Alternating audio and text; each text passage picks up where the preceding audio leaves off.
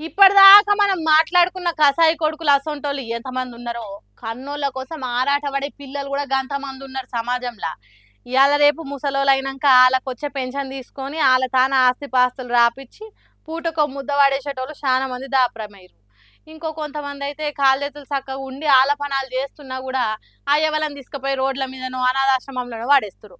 కానీ ఈ కొడుకుని చూడుర్రి, తల్లికి కళ్ళు కానరాకపోయినా ఆమెను కంటికి రెప్పలెక్క సాదుకునుడే కాదు, ఆమెకు జరుగుతున్న అన్యాయంకు న్యాయం జరిగేదాకా పోరాడిండు. మధ్యప్రదేశ్ శివపురి జిల్లా కలెక్టరేట్ కాడ ఓ అన్న కన్న తల్లికి జరిగిన అన్యాయం గురించి కొట్లాడి షెబ్బాష్ అనిపించుకున్నాడు.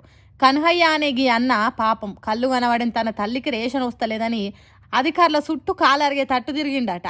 ఇక సర్కార్ ఆఫీసర్లు ఎన్నడు చేసిరు చెప్పుండ్రు అడగంగానే ఏ పనైనా. అట్లనే ఈ అన్నోళ్ళ అమ్మ సంగతి కూడా శవన పెట్టలేదట. ఇక అన్నకు తిక్కలేసి ఏంది కథ ఏమైందని వివరాలు మొత్తం జల్లెడబట్టి చూస్తే ఆ అవ్వ పేరును రేషన్ కార్డుల నుంచి ఎప్పుడో తీసి పారేసిరట ఆఫీసర్లు. ఫ్రీ బియ్యం రాక ఆకలికి తాళలేక కన్హయ్య కొల్లు మండి న్యాయం చేస్తారా లేకుంటే సావమంటారా అని కలెక్టరేట్ ముంగట్ని రచ్చ రచ్చ చేసిండ్రు.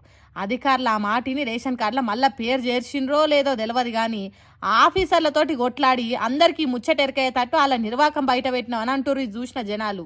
చూసిండ్రా, తండ్రిని గెంటేసిన పైసలున్న కొడుకు ఒకలైతే కళ్ళు లేని తల్లి కోసం కొట్లాడినోళ్ళు ఒకలు. మన చేతికున్న ఏళ్ళే ఒక్క తీరు ఉండయి, గసొంటిది మనుషులందరూ ఒక్క తీరే ఉంటారు అనుకున్నాడు తప్పు.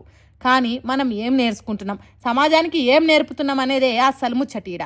కన్నప్పుడు మనల్ని ఎట్లా జాదిర్రో ఈడు మీద పడ్డాక కూడా కన్నోళ్ళని గట్లనే చూసుకోవాలి. అప్పుడే కదా పుట్టిన పుట్టువాడికి ఓ లెక్క పడదం ఉంటుంది. ఏమంటారు, అవునా కాదా?